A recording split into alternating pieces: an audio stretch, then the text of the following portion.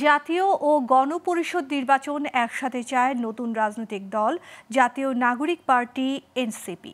একই সাথে জুলাই অভ্যুত্থানে দমন পীড়নকারীদের দ্রুত বিচারের দাবি জানান দলটির আহ্বায়ক নাহিদ ইসলাম।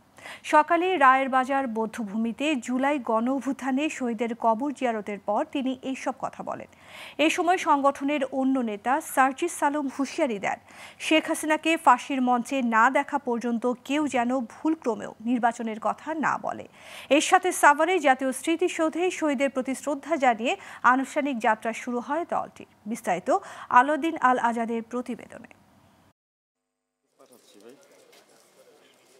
মঙ্গলবার রাজধানীর রায়ের বাজারে বধ্যভূমিতে জুলাই গণ অভ্যুত্থানে শহীদদের কবর জিয়ারত করতে যান জাতীয় নাগরিক পার্টির নেতারা। তারা জীবনের মায়া ত্যাগ করে তারা দেশের জন্য।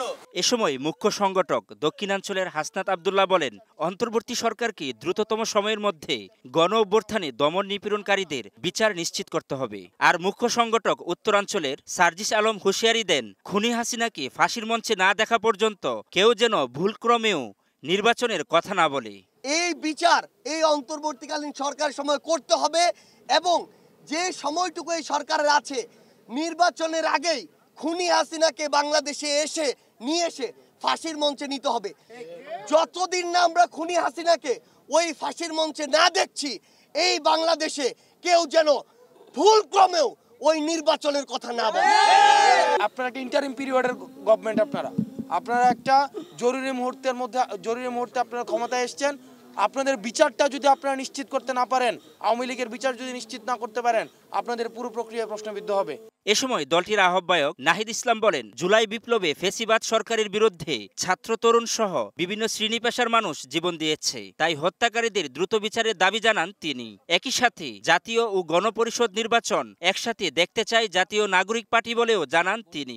সামনে যে জাতীয় নির্বাচন সেটি গণপরিষদ নির্বাচন এবং একই সাথে সংসদ নির্বাচন আকারে করা যেতে পারে, সেই দাবিটাই আমরা জানাচ্ছি। এবং এই দাবির এটার ফলেই কেবলমাত্র আমাদের যেই পুরনো শাসন কাঠামো এবং সংবিধান সেটি পরিবর্তন করে আমরা নতুন বাংলাদেশ বিনির্মাণ করতে পারি। গণহত্যা করার আগে একবার ভেবে নেয়, এরকম কঠোরতম বিচার হওয়া উচিত। এই বিচার নিদর্শন হিসেবে থাকা উচিত পুরো পৃথিবীর ইতিহাসে। এর আগে সকাল 8:30টার দিকে সাভারের জাতীয় স্মৃতিসৌধে শ্রদ্ধা নিবেদন করে আনুষ্ঠানিক যাত্রা শুরু করে নতুন দল জাতীয় নাগরিক পার্টি। আলাউদ্দিন আল আজাদ, গ্লোবাল টেলিভিশন, ঢাকা।